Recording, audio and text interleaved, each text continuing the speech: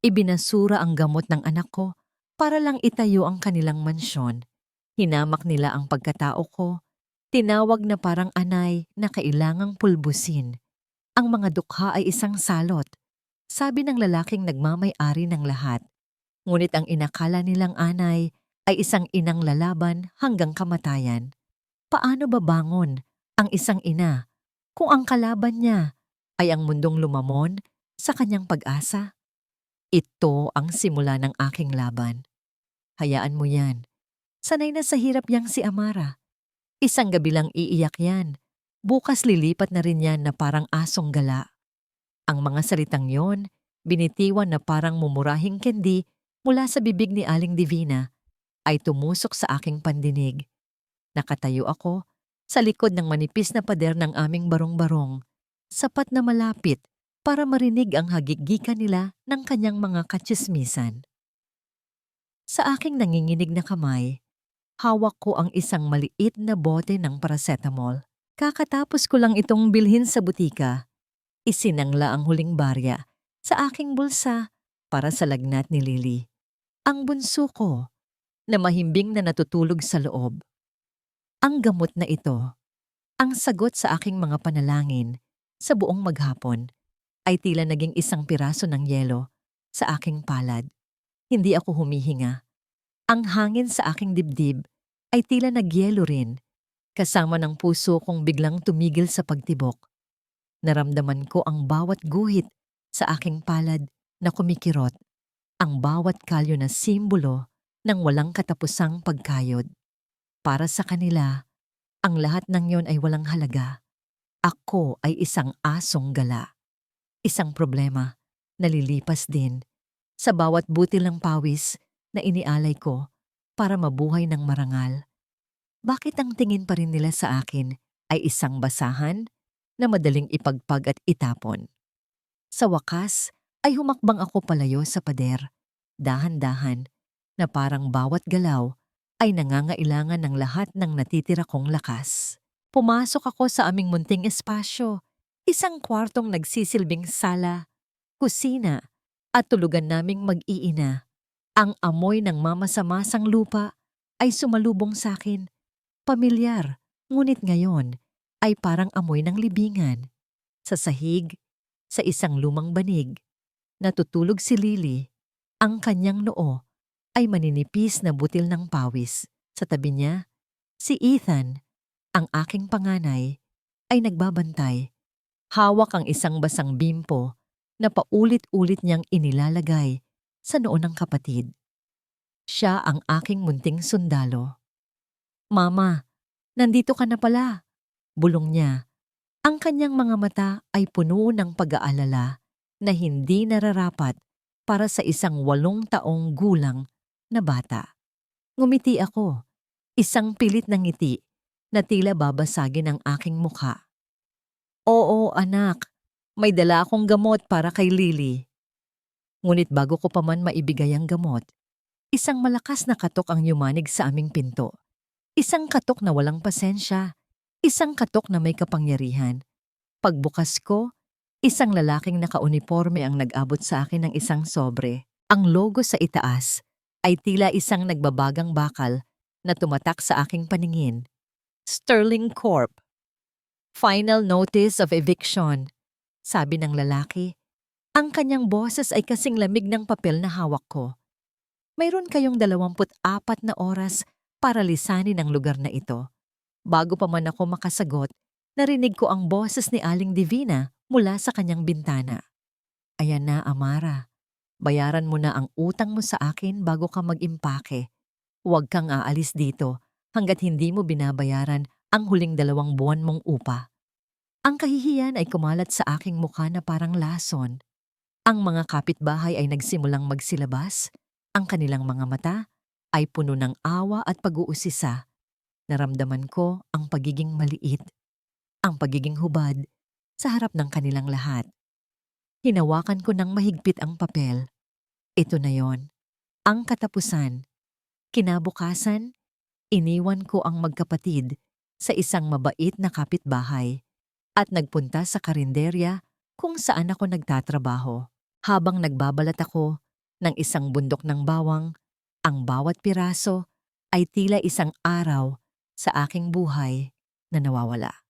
Ang isip ko ay lumilipad kay Lily at sa kanyang lagnat, kay Ethan at sa kanyang naudlot na pagkabata, at sa malamig na katotohanan na sa paglubog ng araw, wala na kaming matatawag na tahanan. Umuwi ako, dala ang isang maliit na supot ng kanin at isang piraso ng pritong isda. Ang bayad sa akin para sa araw na yon. Pagdating ko, ang eksena ay mas malala pa kaysa sa aking kinatatakutan. Ang mga bulldozer ng Sterling Corp ay nakatayo na parang mga dambuhalang halimaw sa dulo ng aming eskinita. Ang ilang mga bahay ay nagsimula ng gibain. Sa loob ng aming bahay, ibinigay ko ang pinakamalaking bahagi ng isda kay Ethan at ang natitirang laman kay Lily. Kahit ang aking sikmura ay kumakalam sa gutom. Para sa akin, sapat na ang ulo at ang tinik. Habang tinitingnan ko silang kumakain, ang aking mga mata ay napadako sa isang bagay sa ibabaw ng aming maliit na aparador. Isang lumang music box na gawa sa kahoy, ang tanging alaala mula sa aking Lola Mary. Ito ang aming tanging yaman. Sa isang biglaang desisyon, tumakbo ako palabas. Pupuntahan ko ang site office nila. Magmamakaawa ako. Hihingi ako ng kahit isang araw lang na palugit. Ngunit ang mga gwardiya sa gate ay parang mga pader na bakal. Hindi nila ako pinansin. Mula sa di kalayuan, isang makintab na itim na kotse ang huminto. Ang bintana sa likod ay bahagyang bumukas. Sa loob, isang lalaking may buhok na medyo puti na sa magkabilang gilid ang nakatingin sa akin. Ang kanyang mukha ay walang anumang emosyon. Siya si Richard Sterling, ang bulldozer. Hawak niya ang isang telepono. Narinig ko ang kanyang boses, mahinahon ngunit may bigat na parang bakal. Simula na ang clearing. Ayoko nang makita ang mga anay na, "Yan bukas, anay." Iyon ang tingin niya sa amin. Ang aking mga tuhod ay nanghina. Binalikan ko ang aming bahay talunan, ngunit ang pinakamasaklap na dagok ay naghihintay pa.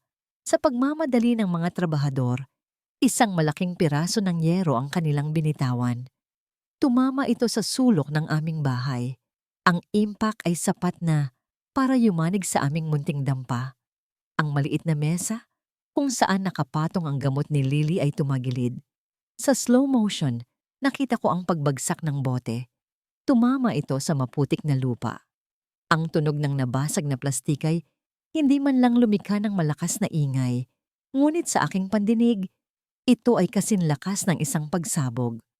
Ang puting likido, ang lunas na ipinagdasal ko, ay gumapang at humalo sa itim na putik, nawalan ng silbi sa isang iglap. Ang amoy ng gamot ay panandaliang humalo sa amoy ng alikabok at pagkawasak. Ang lahat sa paligid ko ay tila naglaho. Ang ingay ng mga makina, ang sigawan ng mga tao, ang tunog ng mga kahoy na bumabagsak, lahat ay naging isang mahinang ugong na lang sa malayo. Ang tanging nakikita ko ay ang mantsa ng kaputian sa lupa. Isang maliit na multo ng aking bigong pag-asa. Automatikong lumuhod ang aking mga tuhod sa putikan. Hindi ko ininda ang dumi. Hindi ko ininda ang mga matang nakatingin. Ang aking mga daliri na sanay sa pagod at kalyo ay sinubukang damputin ang likidong hindi na maaaring ibalik sa bote. Isang walang saysay na kilos, isang desperadong pagtatangka na pulutin ang mga piraso ng aking nadurog na puso. Mula sa loob ng bahay, narinig ko ang isang mahinang ubo, ang ubo ni Lily. Ang tunog na yon ang bumasag sa aking pagkakatulala. Bawat pag-ubo niya ay isang karayom na tumutusok sa aking kaluluwa. Itinayo ko ang aking sarili. Ang aking mga binti ay nanginginig. Hinarap ko ang kaguluhan, ang mga bulldozer na unti-unting lumalapit, ang langit na nagsisimulang dumilim. Wala na akong gamot. Wala na kaming tahanan. Wala na akong maibibigay. Sa gitna ng lahat, isang tanong ang umalingaw-ngaw sa aking isipan. Isang tanong na mas mabigat pa sa lahat ng bigat. na pinasan ko sa buong buhay ko, sa dinami-dami ng bagyo na sinuong ko para sa kanila. Bakit ako pa ang naiwan sa ulan? Walang oras para umiyak. Walang oras para magluksa sa nabasag na gamot. Ang tanging naguudyok sa akin ay ang init na nanggagaling sa katawan ni Lily.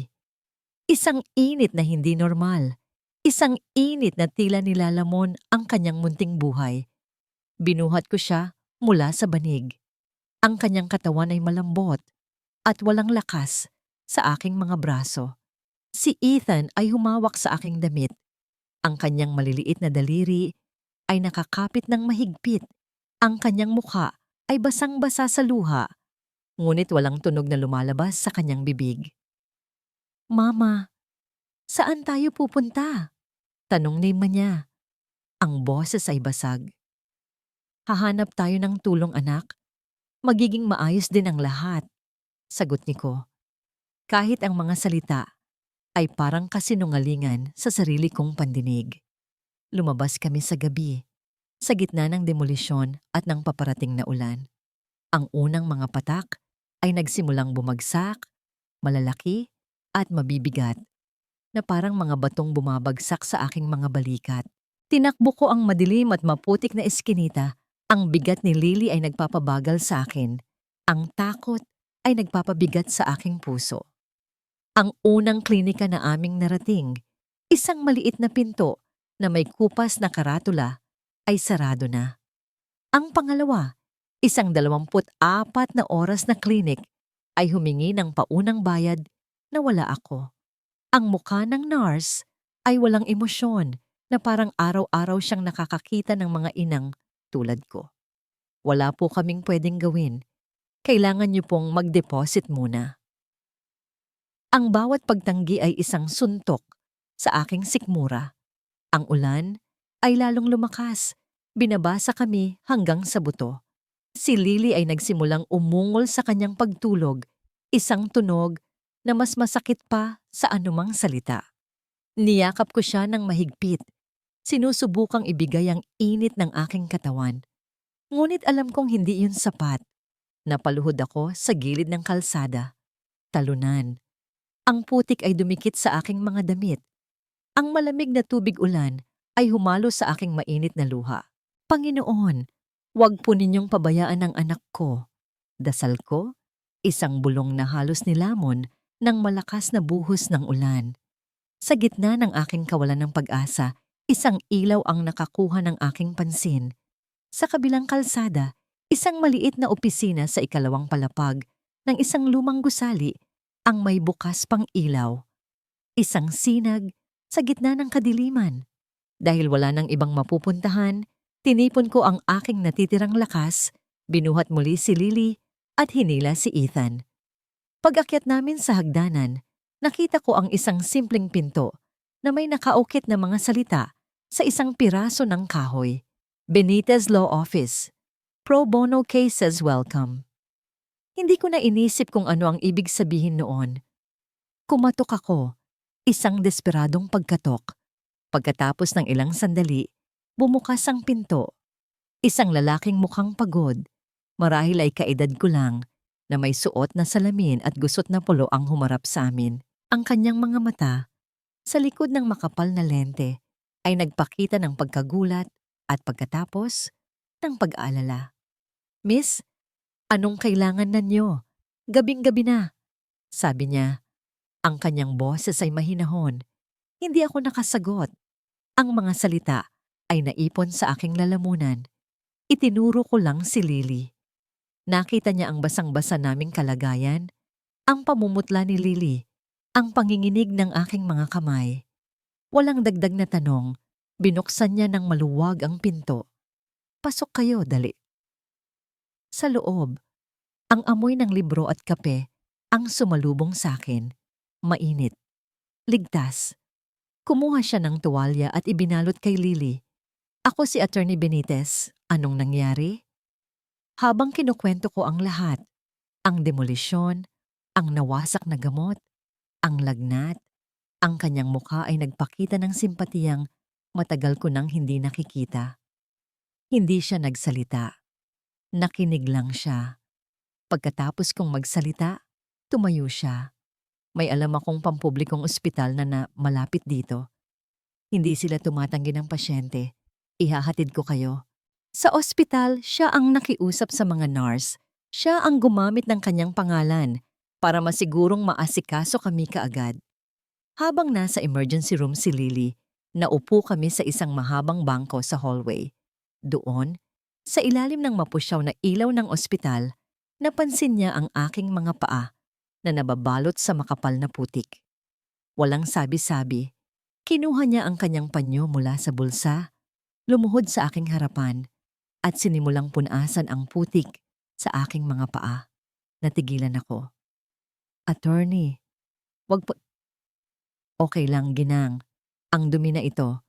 Ito ang simbolo ng laban mo. Sabi niya, hindi man lang tumitingin sa akin. Ang kanyang atensyon ay nasa paglilinis. Sa sandaling iyon, sa unang pagkakataon, sa napakatagal na panahon, naramdaman kong ako ay isang tao, hindi isang anay, hindi isang asong gala. Isang doktor ang lumapit sa amin. Nalagyan na namin siya ng IV para bumaba ang lagnat. Sabi ng doktor. Nakahinga ako ng maluwag, pero kailangan niyang mainom ang gamot na ito sa lalong madaling panahon. Mataas ang risk ng convulsion kung patuloy na tataas ang lagnat niya. Inabot niya sa akin ang isang reseta. Hawak ko ang papel. Ang pangalan ng gamot ay nakasulat doon na parang isang salitang banyaga. Ito ang sagot. Ito ang kaligtasan. Ngunit sa ilalim nito, nakita ko ang presyo sa isang maliit na note. Isang halaga na katumbas ng isang buwan kong sahod. Ang papel ay naging tingga sa aking kamay. Isang piraso ng pag-asa na hindi ko kayang abutin. Hawak ko ang reseta na parang isang hatol ng kamatayan. Ang halaga na nakasulat doon ay isang bundok na imposibleng akyatin. Sa aking tabi, nakita ni Attorney Benitez ang pagbagsak ng aking mga balikat, ang pagkawala ng kulay sa aking mukha. Huwag kang mag-alala, sabi niya. Ang kanyang boses ay mahinahon ngunit may diin. May paraan tayo. Habang nasa ospital ang anak mo, pumalik ako sa opisina. Tiningnan kong maigi ang mga dokumento ng Sterling Corp. May butas. May mali sa titulo ng lupa na inaangkin nila. Hindi ito ganoon kalakas. Tumingin ako sa kanya. Ang aking isip ay masyadong pagod para unawain ang mga legal na salita. Anong ibig sabihin niyo, attorney? Ibig sabihin, maaari tayong mag-file ng Temporary Restraining Order o TRO. Isang utos mula sa korte para pansamantalang itigil ang demolisyon habang nililitis ang kaso. Paliwanag niya. Bibigyan tayo nito ng oras. Isang bagay na ipinagkakait sa amin. Isang bagay na bigla na lang inaalok. Isang maliit na sinag ng pag-asa ang sumilay sa aking dibdib. Kinabukasan, habang binabantayan ni Ethan si Lily na natutulog na sa ospital, sinamahan ako ni Attorney Benitez na bumalik sa aming lugar para kumuha ng ilang gamit at subukang manghiram ng pera sa mga kapitbahay. Ang balita ng aming pagbabalik ay mabilis na kumalat. At kasabay nito, ang lason mula sa bibig ni Aling Divina. Aba, tignan niyo nga naman. Nakahanap na ng bagong kakapitan si Amara. Sigaw niya mula sa kanyang tindahan, sapat na malakas para marinig ng lahat. Hindi na siguro sa renta kumukuha ng pambayad yan. Baka sa ibang bagay na. Ang bilis makabingwit ng abogado. Ang bawat salita ay isang sampal. Naramdaman ko ang pag-init ng aking pisngi, ang pagnanais na magtago. Ngunit hinawakan ni Attorney Benitez ang aking braso ng marahan. Huwag mo siyang pansinin. Ang mga taong tulad niya ay nabubuhay sa pagpapahirap sa iba. Nagpatuloy kami sa paglalakad. Ilang kapitbahay ang umiwas ng tingin, natatakot madamay. Ngunit may iilan na lumapit. Si Mang Cardo, isang karpintero, ay nag-abot ng 200 piso. Pasensya na, Amara. Yan lang ang kaya kong ipahiram. Isang grupo ng mga ina ang nag-ambag ng kanilang mga barya. At pagkatapos, lumapit si Nanay Karing, ang pinakamatanda sa aming lugar. Ang kanyang mukha ay kulubot na sa hirap at panahon. Mula sa kanyang bulsa, kinuha niya ang isang lukot na 100 piso. "Iyan na lang ang natira sa akin, iha," sabi niya. Ang kanyang boses ay nanginginig. "Para kay Lily." Niyakap ko siya ng mahigpit. Ang kanyang munting regalo ay mas mahalaga pa sa anumang yaman sa mundo. Ito ang nagbigay sa akin ng lakas. Hindi ako nag-iisa. Sa tulong ng perang nalikom, nabili namin ang unang dosis ng gamot. At sa determinasyon ni Attorney Benitez, mabilis naming naihain ang petisyon para sa TRO. Pagkalipas ng 1 araw na puno ng kaba, dumating ang desisyon. Pinaboran kami ng korte. Pansamantalang ipinatitigil ang demolisyon. Ang balita ay sumabog na parang isang pagsabog ng liwanag. Nagdiwang ang komunidad. Sa unang pagkakataon sa loob ng maraming linggo, nakita ko ang mga ngiti sa mukha ng aking mga kapitbahay. Niyakap nila ako. "Salamat, Amara. Salamat sa tapang mo." Ngunit ang liwanag na yon ay may kasamang anino. Sa loob ng marangyang opisina ng Sterling Corp, tumunog ang telepono ni Richard Sterling. Nakinig siya sa ulat ng kanyang legal team. Ang kanyang mukha ay nanatiling kalmado. Ngunit ang kanyang mga daliri ay mariing kumuyom sa ibabaw ng kanyang mamahaling mesa. Isang maliit na pro bono lawyer at isang babaeng squatter. Tanong niya. Ang kanyang boses ay mapanganib na mahinahon. "At natalo nila kayo?" Walang nakasagot sa kabilang linya. "Hindi ko gusto ng mga problema. Gusto ko ng mga resulta." Sabi niya, ang bawat salita ay may bigat. "Durugin ninyo sila." Nang gabing iyon, habang si Attorney Benitez ay naglalakad pa uwi sa isang madilim na eskinita, pagod ngunit masaya sa kanilang maliit na tagumpay, 2 lalaking nakasuot ng bonnet ang biglang sumulpot mula sa dilim. Walang salita. Sinimulan nila siyang suntukin. Bumagsak siya sa semento. Bago sila umalis, isang sipa sa tagiliran ang nagpaubo sa kanya ng dugo. "Itigil mo na ang pakikialam," sabi ng isa sa kanila. Ang boses ay garalgal at puno ng pagbabanta. Naiwan siyang nakahandusay sa basang kalsada. Ang ulan ay nagsimulang pumatak muli. Hinuhugasan ng dugo sa kanyang labi. Sa tabi ng kanyang kamay, nahulog ang kanyang business card mula sa bulsa. Ang puting papel ay unti-unting nabasa ng ulan at namantsahan ng kanyang sariling dugo. Ang amoy ng antiseptic sa ospital ay kumapit sa aking damit. Isang amoy na parehong nagbibigay ng ginhawa at nagpapaalala ng panganib. Dinalaw ko si Attorney Benitez kinabukasan.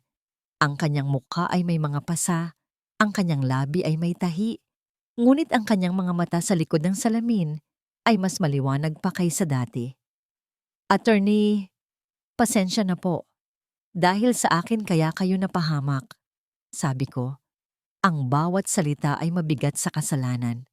Inilapag ko sa tabi ng kanyang kama ang isang maliit na bayong ng saging na pinahiram sa akin ni Mang Cardo. Umiling siya.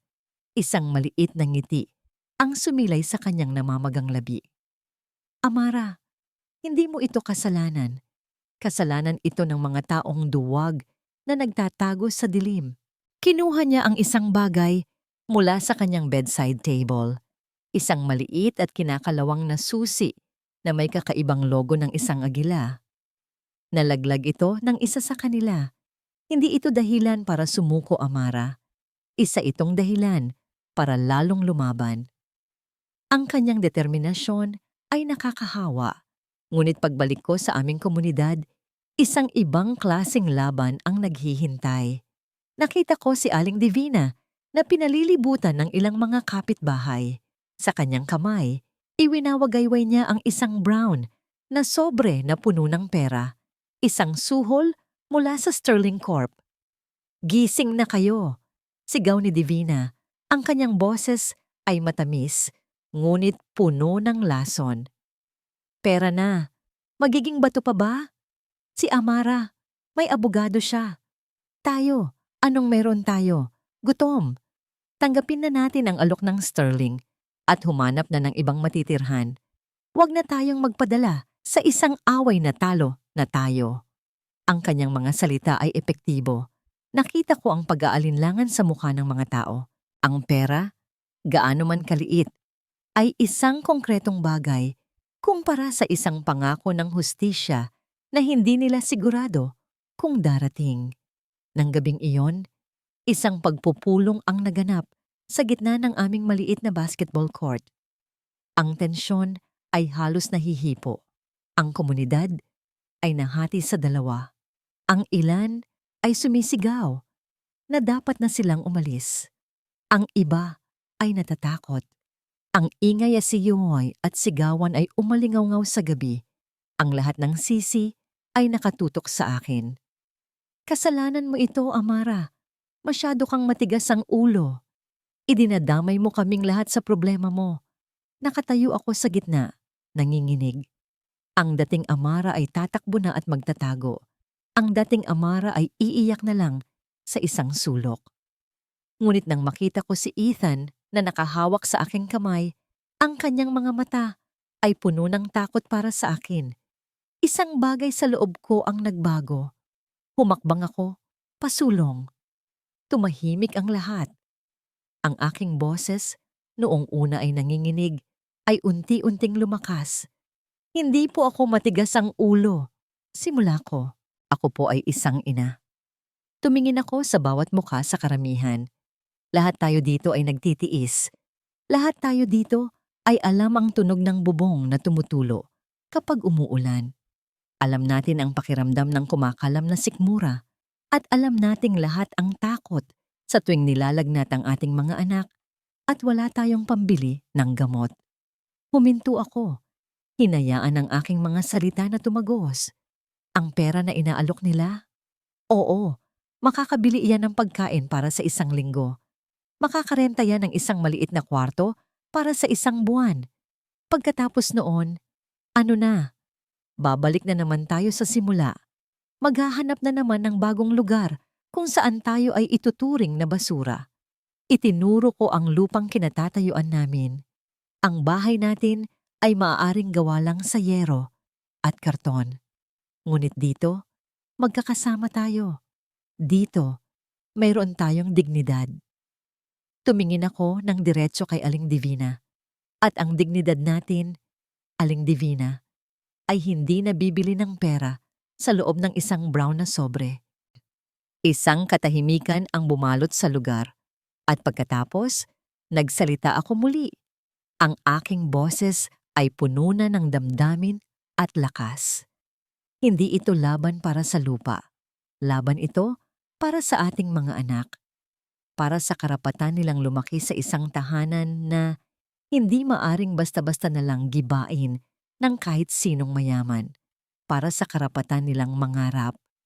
Isang piraso ng papel at isang ballpen ang inilabas ni Mang Cardo. Isang petition paper na ginawa ni Attorney Benitez.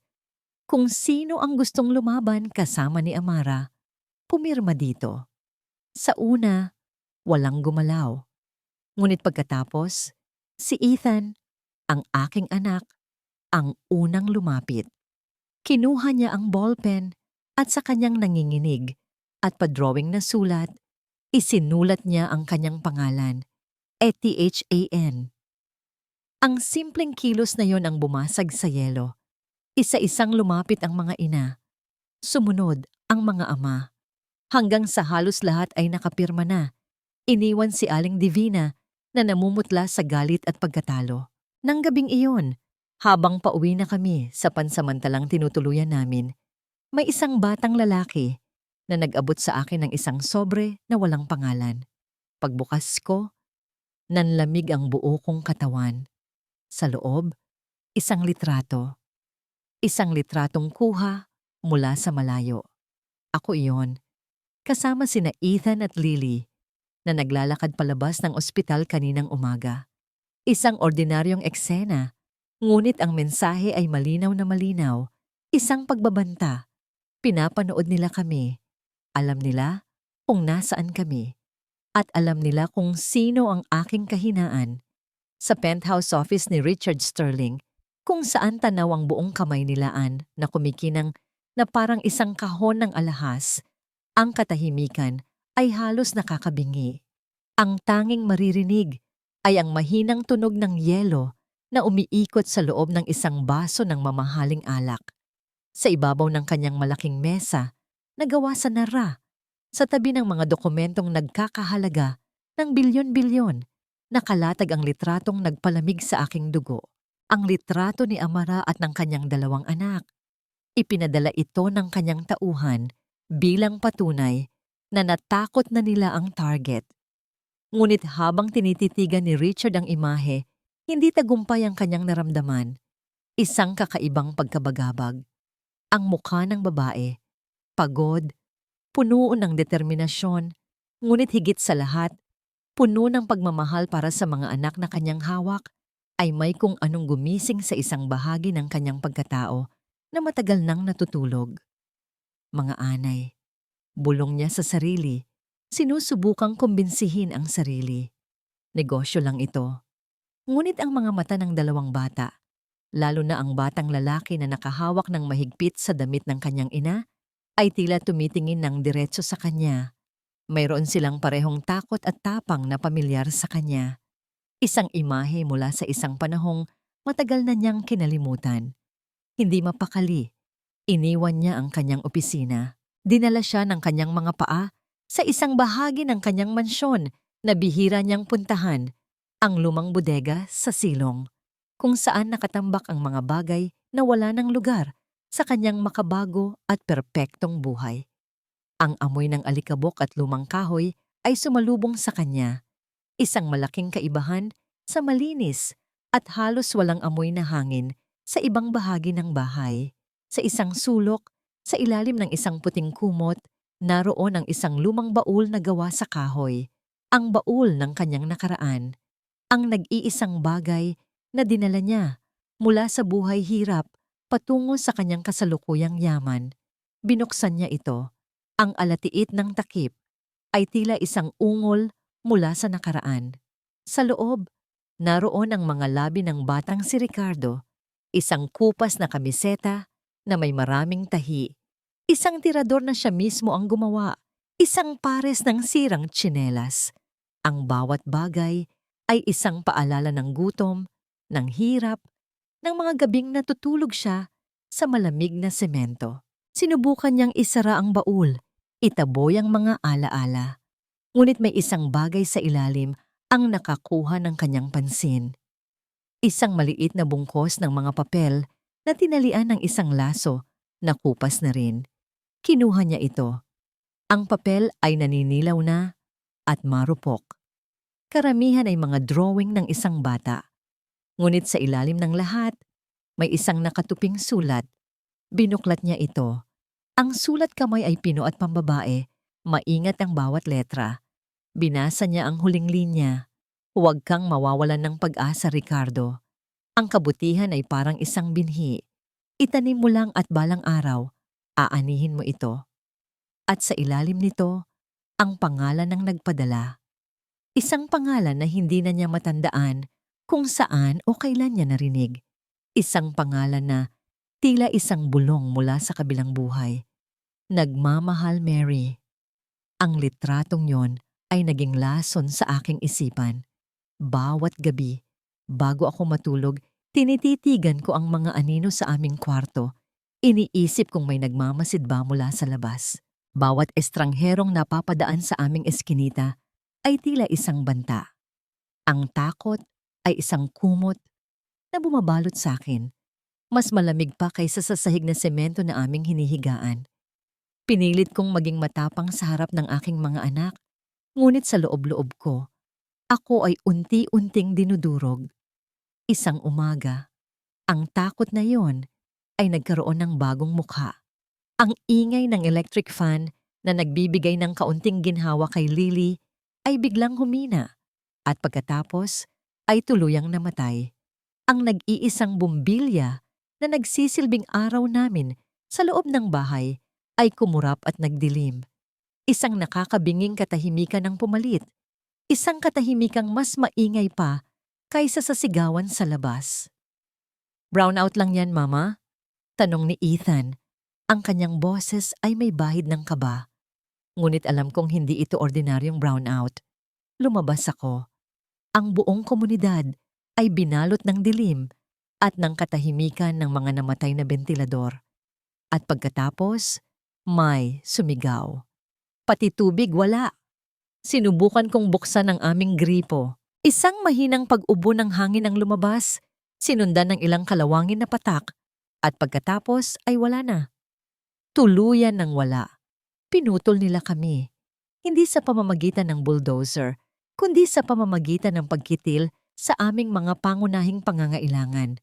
Pinaparusahan kami ng Sterling Corp dahil sa aming paglaban. Ang mga sumunod na araw ay isang paglalakbay sa impyerno. Ang nakakapasong init ng araw ay tila isang kalaban na hindi namin matakasan. Ang mga bata ay nag-iiyakan dahil sa init. Ang pawis ay malagkit sa aming mga balat. Gabi-gabi, gamit ang isang piraso ng karton, pinapaypayan ko si Lily na muling nagsimulang lagnatin dahil sa dumi at init.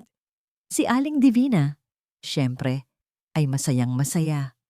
Ayan ang napapala nyo sa katigasan ng ulo nyo. Sigaw niya habang nagpapaypay gamit ang isang abanikong nabili niya sa mall. Mayroon siyang sariling generator.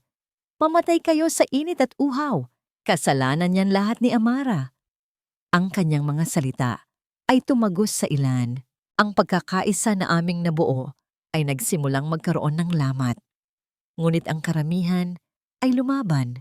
Si Mang Cardo, gamit ang kanyang pagiging karpintero, ay gumawa ng isang sistema para makolekta ang tubig ulan mula sa mga alulod.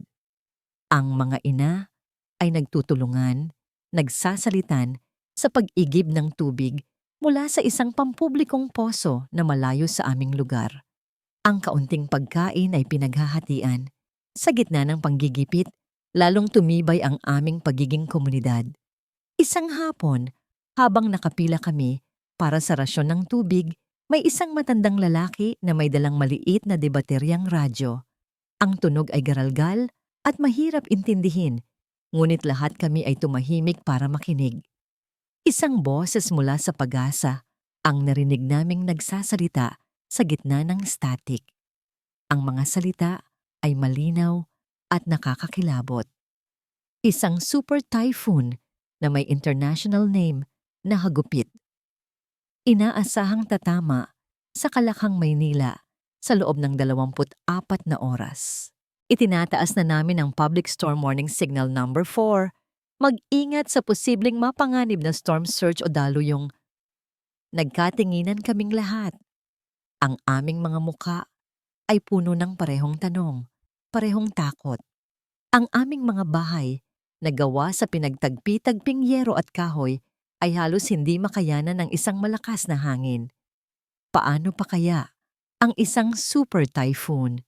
Tumingala ako sa langit. Ang araw ay natatakpan na ng makapal at maitim na ulap. Ang hangin ay nagsimulang umihip ng mas malakas, mas malamig. At pagkatapos, naramdaman ko ang unang patak ng ulan sa aking pisngi. Hindi ito ang ulan na nagbibigay buhay na aming kinolekta. Ito ay ang ulan na nagbabanta ng kamatayan. Ang hangin ay sumisipol na parang isang naghihingalong nilalang. Ang bawat hagupit nito sa aming manipis na dingding na yero ay parang isang suntok na nagbabantang gumuho sa aming munting mundo. Sa labas, ang ulan ay hindi na patak-patak. Ito ay isang solidong buhos ng tubig, isang ilog na bumabagsak mula sa langit. Walang awa, walang tigil. Sa loob ng aming bahay, magkakayakap kaming tatlo sa gitna ng sahig sa nag-iisang lugar na hindi pa tinutuluan. Nakabalot si Lily sa lahat ng kumot na mayroon kami, ngunit nanginginig pa rin siya sa ginaw. Si Ethan, ang aking matapang na munting sundalo, ay nakasubsob ang mukha sa aking tagiliran. Sinusubukang itago ang kanyang takot. Mama, natatakot ako. Bulong niya. Ang kanyang tinig ay halos hindi marinig sa gitna ng ugong ng bagyo. Niyakap ko sila ng mas mahigpit. Huwag kang mag-alala, anak. Nandito lang si Mama. Hindi ko kayo pababayaan. Ngunit habang sinasabi ko ang mga salitang iyon, naramdaman ko ang pagdaloy ng malamig na tubig sa aking mga paa. Ang baha. Mabilis itong tumataas. Ang sahig na lupa ng aming bahay ay naging isang maliit na lawa ng maputik na tubig. Ang aming mga gamit, ang banig, ang aming iilang damit, ang mga libro ni Ethan ay nagsimulang lumutang. Sa isang iglap, lahat ng aming pinaghirapan ay naging basang basura. Kailangan nating umalis dito, sigaw ni Mang Cardo mula sa labas. Ang pader ng construction site, gumuho. Sinilip ko mula sa maliit na siwang sa aming pinto. Ang nakita ko ay nagpatigil sa aking paghinga.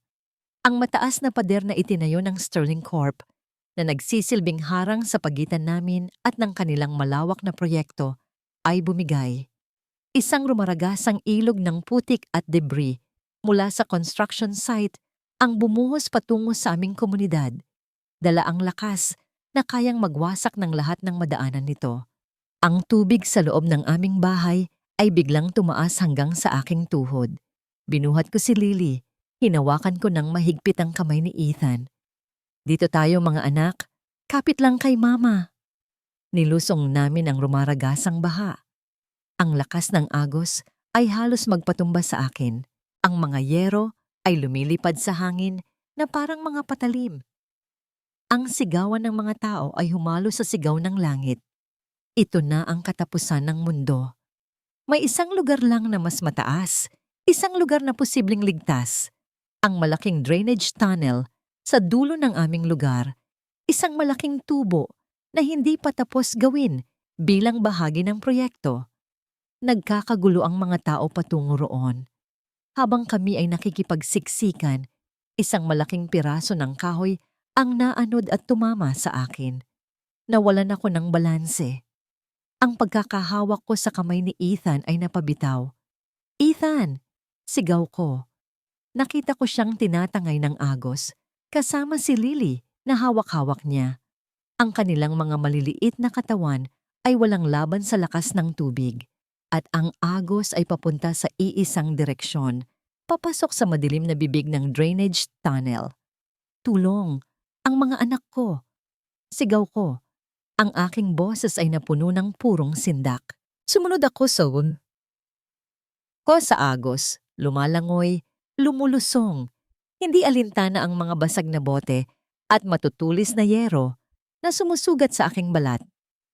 Ang tanging nakikita ko ay ang aking mga anak, papalayo ng papalayo. Nakita kong nagawa nilang kumapit sa loob ng tunnel, sa isang maliit na nakausling bakal, ngunit ang tubig sa loob ay mabilis ding tumataas. Malulunod sila. Sa construction site, sa loob ng kanyang kotse, si Richard Sterling ay nanonood.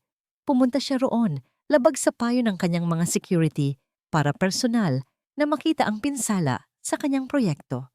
Nakita niya ang kaguluhan. Nakita niya ang mga taong parang mga langgam na nagkakagulo para iligtas ang kanilang mga sarili. Para sa kanya, isa lang itong abala. Ngunit pagkatapos, narinig niya ang aking sigaw. Isang sigaw na tumagos sa ingay ng bagyo. Isang sigaw ng isang ina na nasa bingit ng pagkawala ng lahat. At nakita niya ang dalawang bata sa loob ng tunnel. Ang kanilang mga maliliit na kamay ay desperadong nakakapit. Sa isang iglap, hindi na niya nakita ang mga anay. Ang nakita niya ay dalawang batang nasa panganib. Isang imahe mula sa kanyang nakaraan ang biglang bumalik. Isang batang si Ricardo na muntik ng malunod sa isang rumaragasang ilog. Isang batang siya na iniligtas ng isang estranghero. Hindi niya alam kung bakit. Hindi niya pinag-isipan. Ibinaba niya ang kanyang telepono, itinulak ang pinto ng kanyang kotse at sumuong sa baha. Ang oras ay tila bumagal. Ang bawat segundo ay isang paghihirap habang pinapanood ko ang lalaking sumira sa aking buhay na nakikipagbuno sa agos para iligtas ang mga anak ko. Si Richard Sterling, ang bulldozer, ay hindi na isang makapangyarihang figura sa loob ng kanyang kotse. Siya ay isang lalaki lamang, basang-basa, matanda, at desperadong lumalaban sa kalikasan. Isang bahagi ng akin ay naguguluhan, hindi maintindihan kung bakit niya ito ginagawa. Ngunit ang mas malaking bahagi, ang pagiging ina ko, ay nagdarasal sa bawat hibla ng aking pagkatao na sana'y magtagumpay siya. At nagtagumpay siya. Nang maabot niya sina Ethan at Lily at hinila sila mula sa pagkakakapit sa bakal, isang hininga na hindi ko namalayang pinipigilan ko ang kumawala mula sa aking dibdib. Sumuong ako sa tubig para salubungin sila. Ang kanyang mga braso ay nanginginig sa pagod habang inaabot niya sa akin ang aking mga anak, isa-isa. Una si Lily, na umiiyak na sa takot at ginaw. Pagkatapos ay si Ethan, na nakayakap ng mahigpit sa leeg ng lalaki, na parang sa isang iglap ay nakalimutan niyang ito ang aming kaaway. Inilagay ni Richard ang mga bata sa aking mga bisig. Nagkatinginan kami sa gitna ng unos.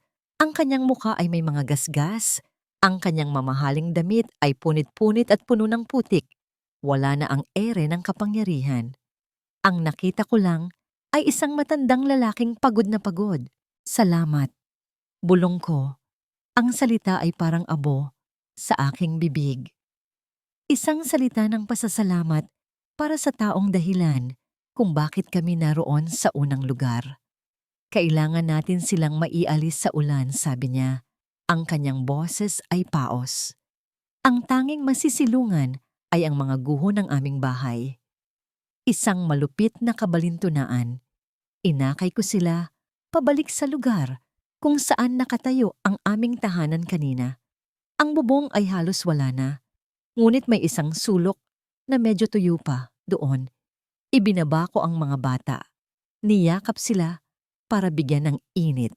Umupo si Richard sa isang sulok, humihingal, nakasandal sa isang basang pader na anumang oras ay maaaring gumuho. Ang katahimikan sa pagitan namin ay mas maingay pa kaysa sa bagyo sa labas. Puno ito ng mga tanong na walang sagot, ng galit at utang na loob na nagbabanggaan. Mama, ang music box ni Lola. Bulong ni Ethan, itinuturo ang isang bagay na nakasiksik sa pagitan ng dalawang tabla, bahagyang natabunan ng putik. Milagro, nakaligtas ito. Kinuha ko ito. Ang kahoy ay basa at madulas. Sinubukan kong buksan ng takip para sana patugtugin ito, para pakalmahin ang aking mga anak sa pamilyar na himig. Ngunit ang takip ay ayaw bumukas, marahil ay dahil sa pamamaga ng kahoy. Akin na, subukan ko, sabi ni Richard. Nag-alangan ako, ngunit iniabot ko rin sa kanya.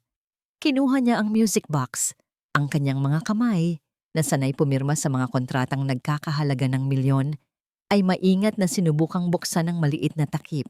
Sa wakas, may isang maliit na tunog na tila isang pag-click at bumukas ito. Isang himig ang nagsimulang tumugtog, mahina, garalgal, at medyo wala sa tono dahil sa tubig. Ngunit sa kabila ng lahat, ang melodiya ay malinaw. Isang simpleng lalabay na alam ko sa puso. Ngunit hindi lang ako ang nakakakilala sa himig na iyon. Nakita ko ang pagbabago sa mukha ni Richard Sterling. Ang kulay ay biglang nawala mula rito. Ang kanyang mga mata ay nanlaki, hindi dahil sa takot sa bagyo, kundi dahil sa isang uri ng multo na tanging siya lang ang nakakakita.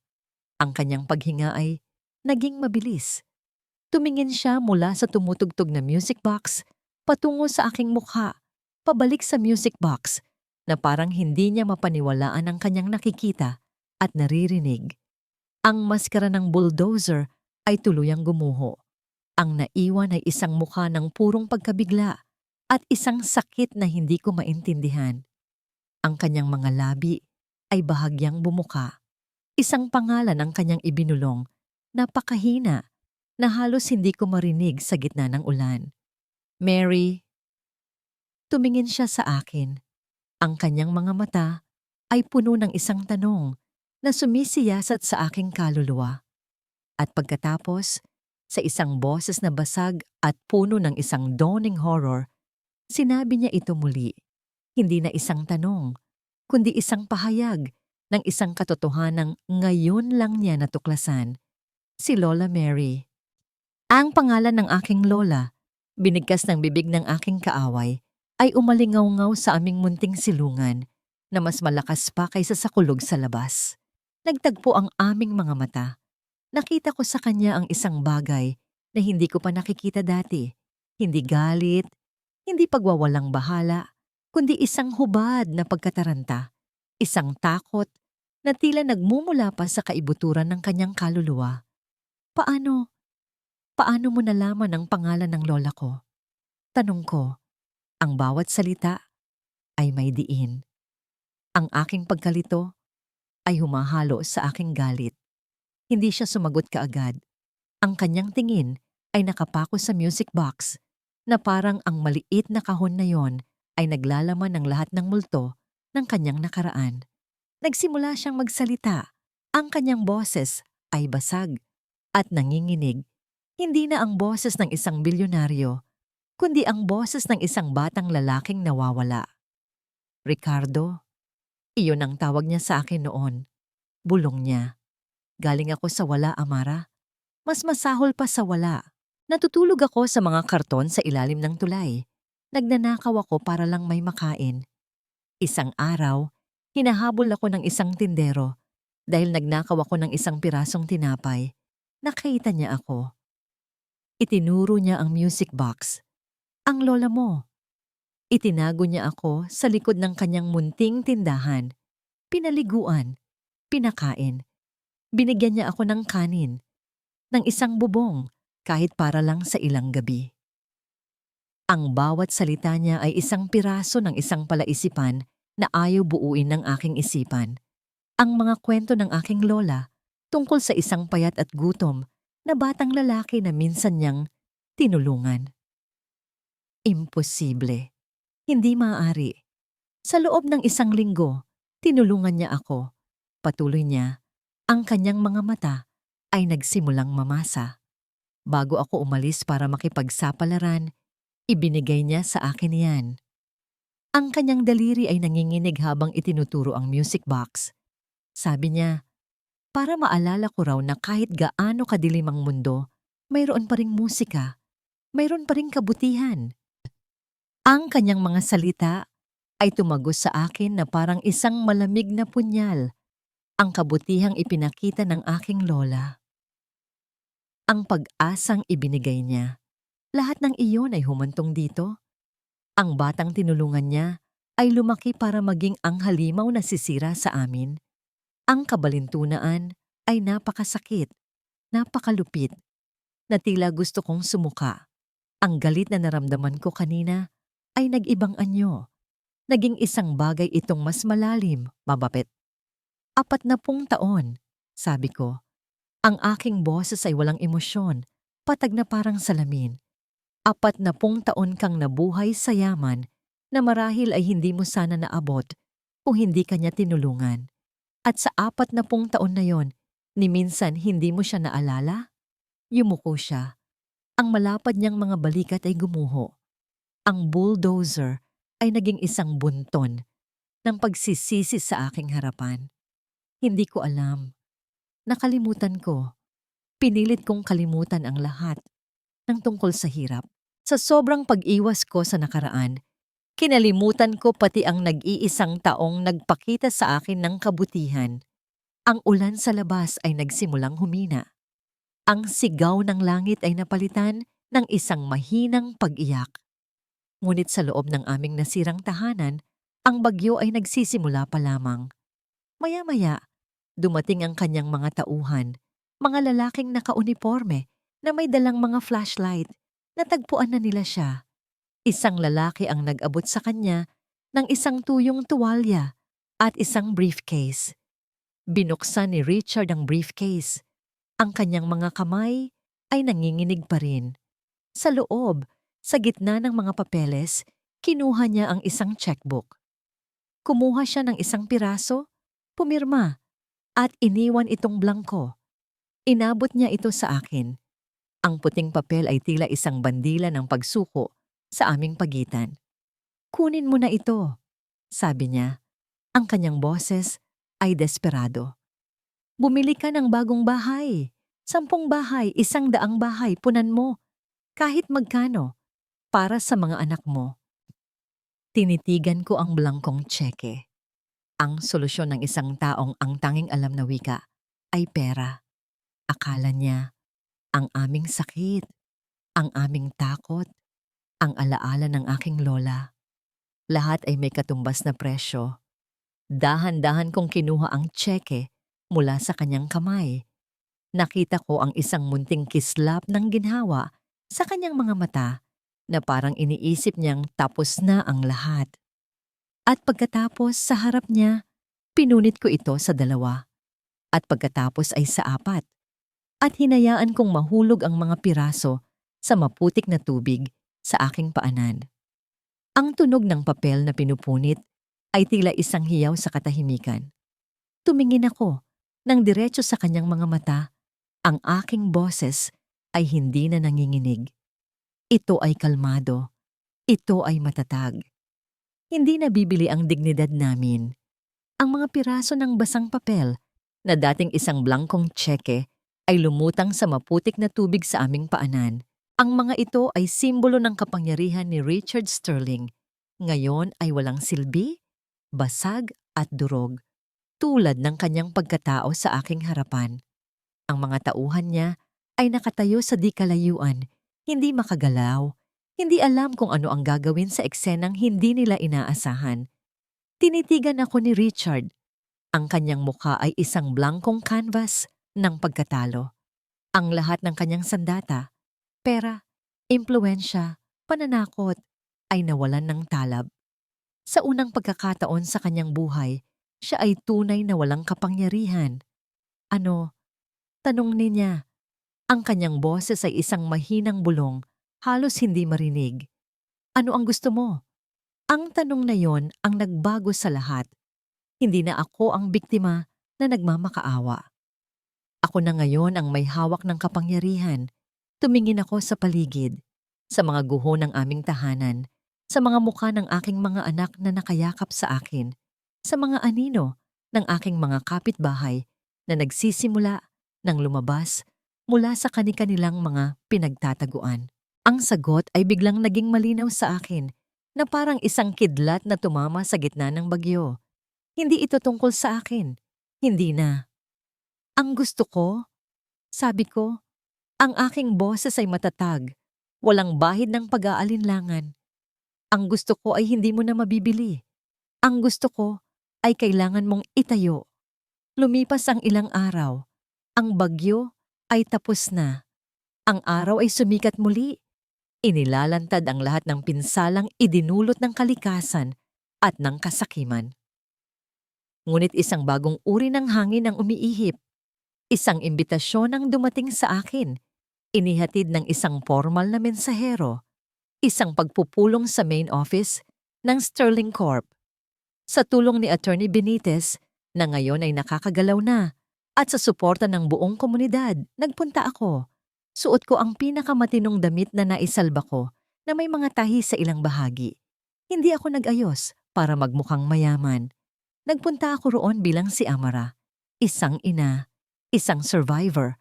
Ang boardroom ng Sterling Corp ay parang ibang mundo, malamig, tahimik, at napapalibutan ng salamin.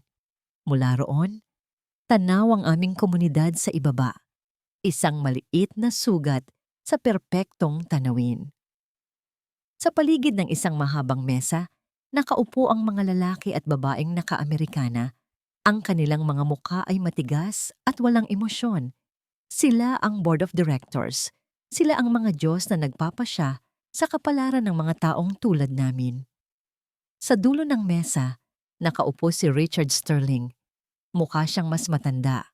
May mga bagong guhit sa kanyang mukha na wala roon nung isang linggo. Isang abogadong may makapal na salamin ang nagsalita. Mrs. Amara, nauunawaan namin na mayroong insidente. Ang Sterling Corp ay handang mag-alok ng isang malaking financial settlement para sa inyo at sa inyong komunidad para sa lahat ng pinsala. Hindi ako tumingin sa kanya. Ang aking mga mata ay nakatuon lamang kay Richard. Hindi kami nandito para sa pera. Isang babaeng board member ang tumawa ng mahina. Lahat ng tao ay may presyo, Hija. Bago pa man ako makasagot, tumayo si Richard. Ang lahat sa silid ay natigilan. Tumahimik kayo. Sabi niya, ang kanyang boses ay mahina, ngunit may bigat na nagpatahimik sa buong silid. Pakinggan ninyo siya.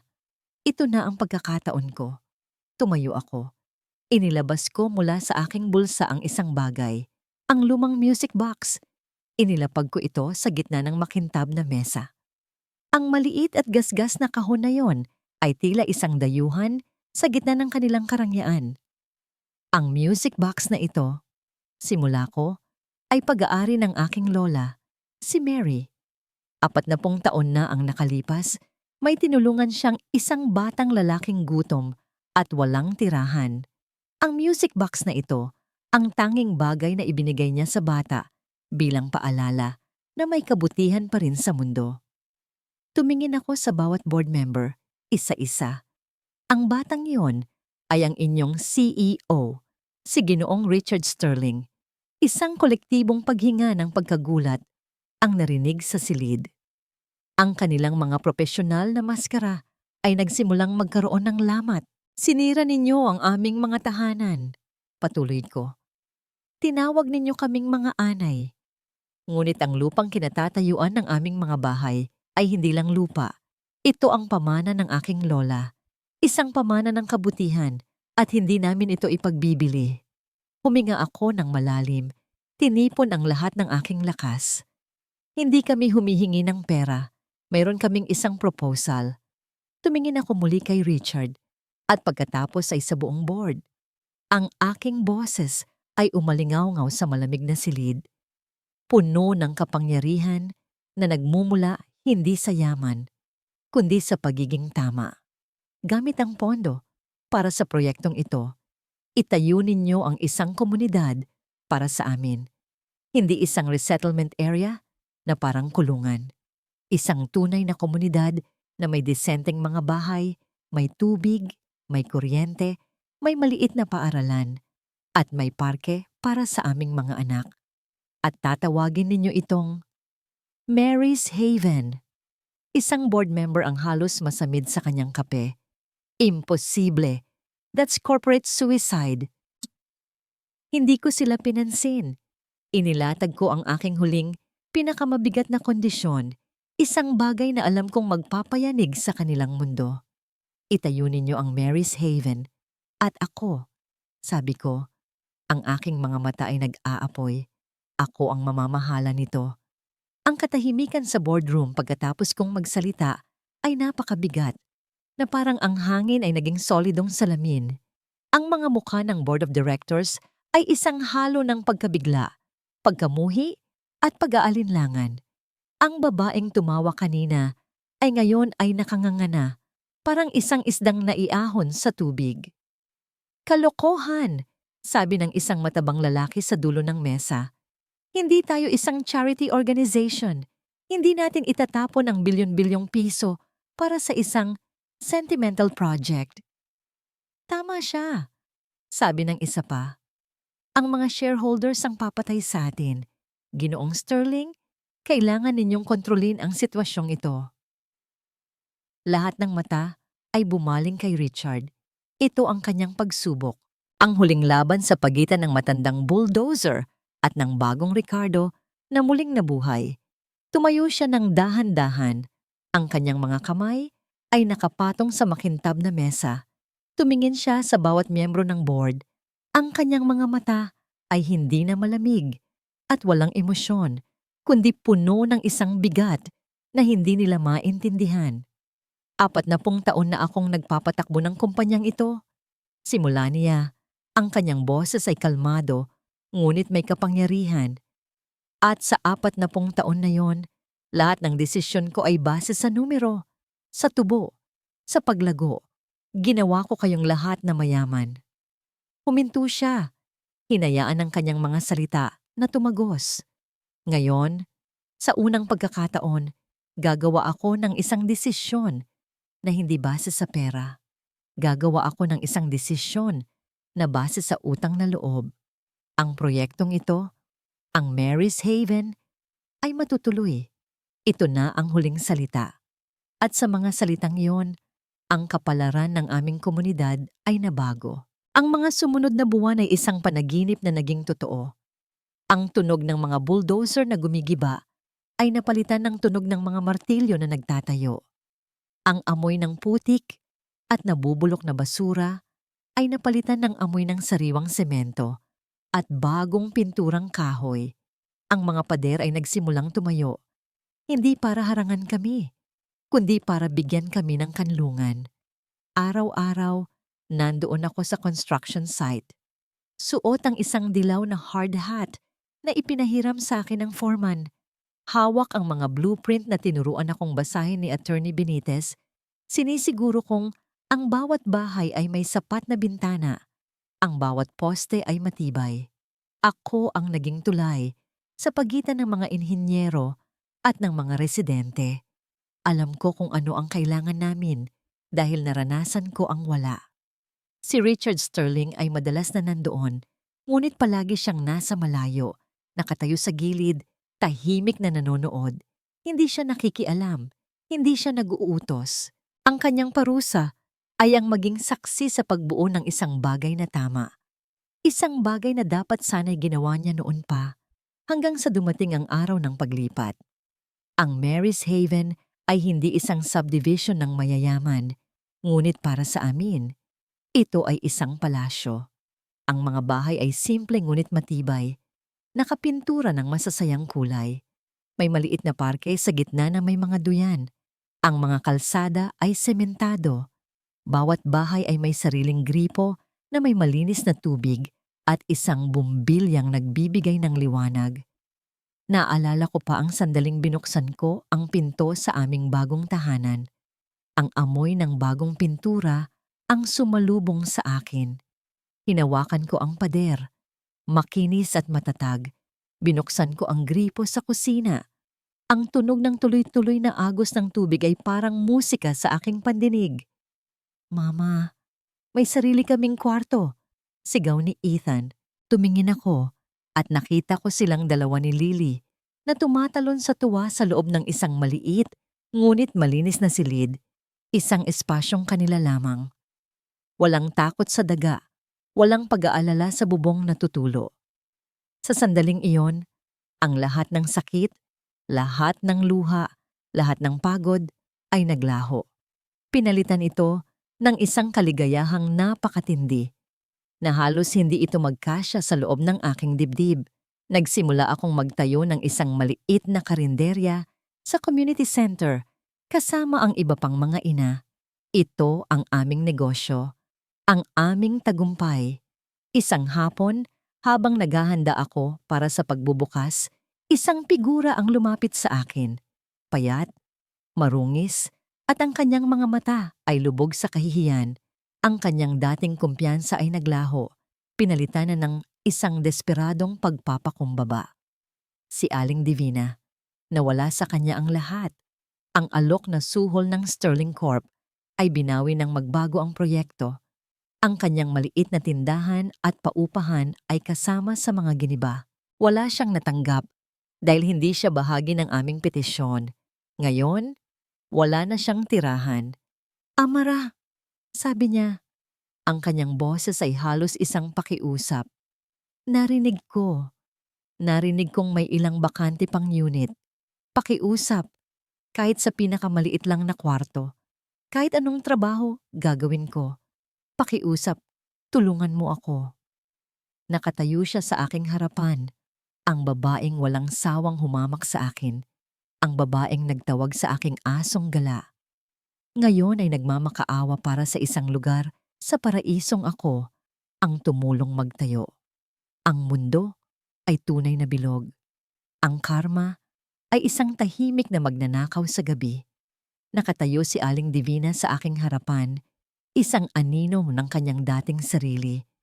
Ang kanyang mga damit ay luma, ang kanyang buhok ay walang suklay, at ang kanyang mga mata, na dati laging nag-aapoy sa pangungutya, ay ngayon ay parang dalawang kandilang nauupo sa kahihiyan. Hindi galit ang naramdaman ko. Hindi rin awa. Isang uri ng katahimikan. Sa isang iglap, bumalik sa aking isipan ang lahat ng sakit na idinulot niya. Ang kanyang mga sigaw tuwing naniningil ng upa. Ang kanyang mga tsismis na kumalat na parang apoy. Ang mga salitang ibinato niya sa akin sa harap ng lahat. Asong gala, pabigat, anay. Tumingin ako sa paligid, sa aking bagong karinderya na abala sa mga customer, sa mga batang naglalaro sa malinis na parke, sa mga bahay na nakatayo ng matatag. Ang lahat ng ito ay itinayo mula sa abo ng buhay na sinubukan niyang sunugin. Huminga ako ng malalim. Hindi po ako ang magpapasya niyan, Aling Divina. Sabi ko, ang aking boses ay kalmado. Ang Mary's Haven ay may community board. Sila ang nag-aaproba ng mga bagong residente. Ang huling kislap ng pag-asa sa kanyang mga mata ay namatay. Alam niyang pagkatapos ng lahat ng ginawa niya, walang sino man sa board ang boboto para sa kanya. Tumalikod siya, handa nang umalis, isang talunang sundalo. Pero, sabi ko, pinigilan siya sa kanyang paghakbang. May isang paraan. Humarap siya muli. Ang kanyang mukha ay puno ng pag-asa. May isang kondisyon, patuloy ko. May bakanteng posisyon bilang tagalinis ng community center at ng parke. Kailangan mong magtrabaho. Kailangan mong patunayan sa komunidad na nagbago ka na. Kung gagawin mo yan ng maayos sa loob ng 6 na buwan, ako mismo ang magre-rekomenda sa iyo sa board. Nakita ko ang pagbabanggaan ng mga emosyon sa kanyang mukha. Ang orgulyo, ang kanyang natitirang pride, ay nakikipaglaban sa purong desperasyon. Ang maging tagalinis, siya, ang dating reyna ng tsismis, ay ngayon magiging tagapulot ng basura ng iba. Ngunit sa huli, ang pangangailangan na mabuhay ay mas malakas. Tumango siya. Ang kanyang mga luha ay nagsimulang tumulong. Gagawin ko. Bulong niya. Kahit ano, gagawin ko. At ginawa nga niya. Sa mga sumunod na linggo, si Aling Divina ay naging isang pamilyar na tanawin. Araw-araw, bago pa man sumikat ang araw, makikita mo na siyang may hawak na walis tingting. Nililinis ang mga dahong nalaglag sa parke. Siya ang nagpupuna sa mga sahig ng community center hanggang sa kumintab. Siya ang nagtatapon ng basura. Sa una, tinutokso siya ng mga bata. Pinag-uusapan siya ng mga matatanda. Ang bawat tingin na ipinupukol sa kanya ay isang parusa. Isang paalala ng kanyang mga kasalanan. Ngunit hindi siya umimik. Tinanggap niya ang lahat. Ang kanyang parusa ay hindi ang trabaho mismo, kundi ang araw-araw na pagharap sa kahihiyan. Isang hapon, nakita ko siyang nakaupo sa isang bangko sa parke. Pinapanood ang mga batang naglalaro, kasama na sina Ethan at Lily. May isang bata na nadapa malapit sa kanya. Walang pag-aalinlangan, tumayo siya at tinulungan itong itayo. Pinagpagan niya ang dumi sa tuhod nito at binigyan ng isang ngiti. Isang tunay, malungkot na ngiti. Sa sandaling iyon, alam kong nagsisimula na siyang magbago. Ang karma ay hindi laging tungkol sa paghihiganti. Minsan, ito ay tungkol sa pagbibigay ng pagkakataong maging mas mabuting tao. Lumipas ang 1 taon. Ang Mary's Haven ay hindi na lang isang komunidad, ito ay isang pamilya. Ang aking karinderya ay umunlad at nakapagbigay ng trabaho sa 10 iba pang ina. Si Ethan ay nangunguna sa kanyang klase sa maliit na paaralan na aming itinayo. Si Lily ay malusog at bibo, ang kanyang tawa ay ang pinakamagandang musika sa buong lugar. Ako ay masaya, payapa. Isang hapon, habang nagbabantay ako sa karinderya, isang pamilyar na itim na kotse ang huminto sa harap. Mas bago ang modelo, ngunit alam ko kung kanino yon. Bumukas ang pinto sa likod. Bumaba si Richard Sterling. Mas pumuti na ang kanyang buhok. Ang mga guhit sa kanyang mukha ay mas lumalim. Ngunit ang kanyang mga mata ay iba na. Wala na ang lamig, wala na ang kasakiman. Ang naroon ay isang uri ng kapayapaan at kalungkutan. Suot niya ay isang simpleng polo shirt, hindi isang mamahaling suit. Sa kanyang kamay, dala-dala niya ang isang bagay, ang lumang music box ng aking lola, na ngayon ay mukhang bago, makintab, at halatang naipakumpuni ng maayos. Tumayo siya roon, sa gitna ng komunidad na itinayo mula sa mga abo ng kanyang kasalanan, at tumingin sa akin. Ano ang dahilan ng kanyang pagbabalik? Lumapit ako sa kanya. Ang mga customers sa aking karinderya ay nagpatuloy sa kanilang pagkain, ngunit nararamdaman ko ang kanilang mga tingin. Si Ginoong Richard Sterling, ang halos mitolohikal na figura na dating kinatatakutan ng lahat, ay ngayon nakatayo sa aming komunidad na parang isang ordinaryong bisita. Ginoong Sterling, sabi ko, ang aking boses ay kalmado. Ngumiti siya, isang ngiting malungkot. Ricardo na lang sana, Amara. Matagal nang namatay si Ginoong Sterling. Inabot niya sa akin ang music box. Ang kahoy ay makinis na muli sa aking mga kamay. Ang mga gasgas ay nawala. Pinalitan ng isang kintab na nagpapakita ng maingat na pag-aalaga. Ipinagawa ko, sabi niya. Ito ang huling utang ko sa lola mo para maibalik ang musikang sinira ko. Binuksan ko ito. Isang malinaw, buo, at perpektong himig ang lumabas. Ang lalabay ni Lola Mary, na ngayon ay tumutugtog ng walang anumang pait, walang anumang sakit. Aalis na ako, patuloy niya. Nagretiro na ako sa kumpanya. Ibinenta ko na ang lahat ng shares ko. Ang kikitain ay ilalagay ko sa isang foundation para sa mga tulad natin noon. Ang huling mga salita ay halos isang bulong. Hindi ko hinihingi ang kapatawaran mo, Amara. Alam kong hindi iyon mababayaran. Nandito lang ako para magpaalam. Tumingin ako sa kanyang mga mata. Ang mga mata na dati puno ng lamig ay ngayon ay puno ng isang malalim na pagsisisi. Ang galit sa aking puso ay matagal nang naghilom. Ang sugat ay nag-iwan ng peklat. Isang paalala ng sakit, ngunit hindi na ito kumikirot. Pinatawad na kita, Ricardo, sabi ko. Naramdaman ko ang paggaan ng aking dibdib sa pagsasabi noon. Hindi para sa iyo, kundi para sa akin. Para sa kapayapaan ng aking puso. Para makapagpatuloy ako ng walang dalang bigat. Isang luha ang tumulo mula sa kanyang mata. Hindi niya ito pinunasan. Tumango lang siya. Isang kilos ng pasasalamat na mas malakas pa sa anumang salita. Tumalikod siya at naglakad pabalik sa kanyang kotse. Isang matandang lalaki na sa wakas ay natutong maglakad palayo sa mga anino ng kanyang nakaraan. Sa di kalayuan, sa parke, nakita ko si Aling Divina na nagwawalis. Isang bata ang lumapit sa kanya at nag-abot ng isang piraso ng tinapay. Kinuha ito ni Divina at ngumiti. 6 na buwan na ang lumipas.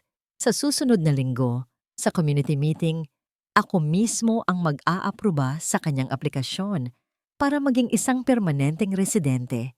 Ang lahat ay may karapatan sa pangalawang pagkakataon. Nang gabing iyon, sa loob ng aming maliit ngunit masayang tahanan, ang amoy ng sinaing at adobo ay pumuno sa hangin. Si Ethan ay abala sa kanyang assignment habang si Lily ay nagdodrawing ng isang malaking bahay na may 2 masayang bata sa hardin. Naupo ako sa tabi nila, sa aming maliit na sofa, sa mesang nasa aming harapan, nakapatong ang music box. Muli ko itong binuksan. Ang himig ng pag-asa ni Lola Mary ay pumuno sa aming tahanan, hindi na isang alaala ng kalungkutan, kundi isang saliw sa aming bagong simula. Niyakap ko ang aking mga anak, dito, sa gitna ng kanilang mga tawa, sa loob ng mga pader na itinayo mula sa luha at katatagan. Natagpuan ko ang aking tunay na kapayapaan. Hindi ko kailangan ng isang palasyo. Hindi ko kailangan ng isang prinsipe. Ang kailangan ko lang ay narito na, ang kaligtasan ng aking mga anak, ang dignidad ng aming buhay, at ang lakas na natuklasan ko sa aking sarili. Ang babaeng tinawag nilang anay, ang babaeng itinuring nilang asong gala, ay naging pundasyon. At sa pundasyong yon, isang hardin ng pag-asa ang namulaklak.